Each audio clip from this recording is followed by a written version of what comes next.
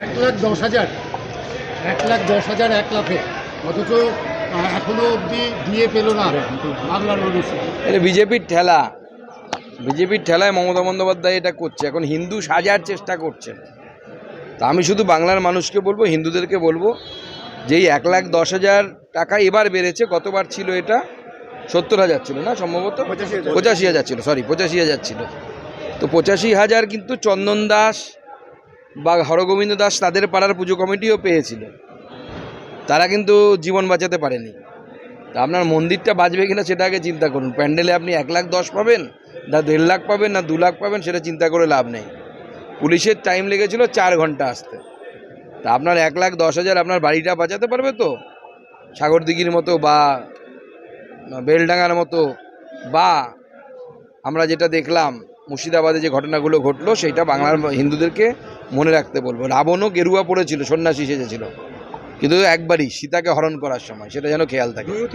কারণ বাঙালির শরণাপন্ন দিদি তখনই হয় যখন তাকে ভোটে জেতার কথা মনে পড়ে, অন্য সময় তো বাঙালির কথা মনে পড়ে না। তাহলে কোনো তৃণমূলের বাঙালি নেতাকেই দিদি টিকিট দিত। দিদি টিকিট দিচ্ছে কাকে দেখুন, দিদি টিকিট দিচ্ছে কীর্তি আজাদ ঝাঁকে, যে বাংলার বও জানে না, ব লিখতে বললে ব লিখতে পারবে না। বিশ্ব বাংলা যে বটা হয়, দিদিমণি যদি কীর্তি আজাদ ঝাঁকে বলে বটা লেখো, বা মহারাষ্ট্রের সাকেত গোখলেকে বলে যদি বটা লেখো, এরা লিখতে পারবে? কেউ তো লিখতে পারবে না। না না, ইলেকশন কমিশনের কাজ হচ্ছে এসআইআর করানো। ইলেকশন কমিশন নির্দিষ্ট সময় অন্তর অন্তর ভারতবর্ষের ইলেকটোরাল রোলের পরিমার্জন করেন।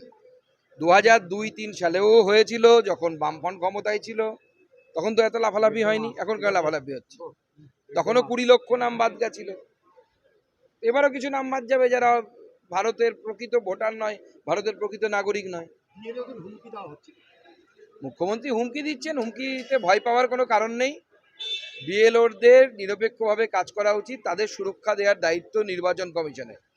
তার জন্য যদি আর্মি নামাতে হয় আর্মি নামাবে, এয়ারফোর্স নামাতে হলে এয়ারফোর্স নামাবে, যা নামানো প্রয়োজন তাই নামাবে।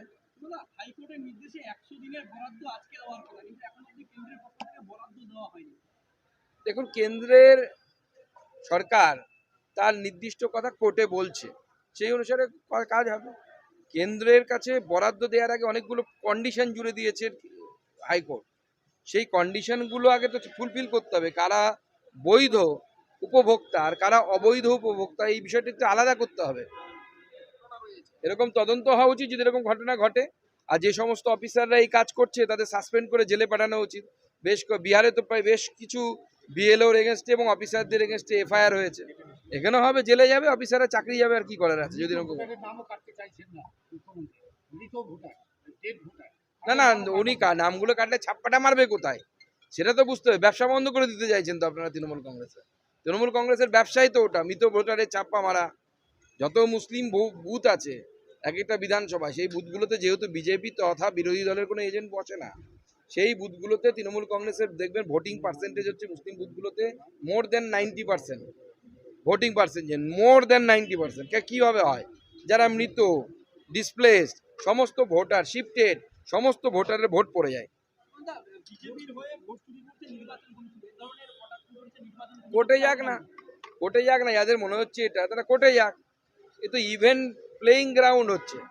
যারা ভারতবর্ষের ভোটার তাদের নাম ভোটার লিস্টে থাকবে, যারা ভারতবর্ষের ভোটার নয়, এটা কি ধরনের মামাবাড়ির আবদার যে আপনি ভারতবর্ষের ভোটার না তা ভারতবর্ষে ভোট দেবেন? আমি চাইলে বাংলাদেশে গিয়ে ভোট দিতে পারবো না, পাকিস্তানে গিয়ে ভোট দিতে পারবো? আর আমি তো ছেড়ে দিন, কোনো মুসলিম ভদ্রলোকও যদি ভারতবর্ষের নাগরিক হয়, সে যদি বাংলাদেশে গিয়ে ভোট দিতে চায়, বাংলাদেশ দেবে? আপনার যদি ইচ্ছা হয় ইউএসএতে গিয়ে ভোট দিতে পারবেন, ইংল্যান্ডে গিয়ে ভোট দিতে পারবেন। মামার বাড়ি আবদার নাকি?